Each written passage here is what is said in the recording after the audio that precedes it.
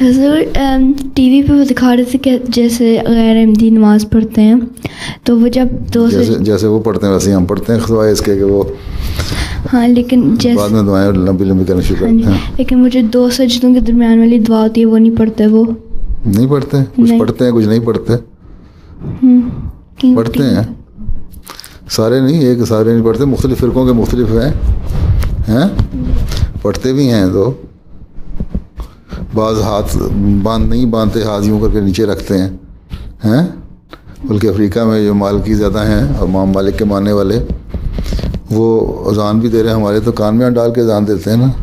तो वो तुम देखोगे कि मस्जिद के साथ लगा के ना सारा यूँ खड़ा होता है बंदा, हाथ नीचे लटके होते हैं, अज़ान दे रहा होता है तो वो बस अपने अपने मुख्तलिफ फ़िरक़ों ने ना बना लिए हैं, लेकिन सही असूल और तरीक़ वही है जो अक्सरियत मुसलमानों की करती है और वही जमात अहमदिया करती है।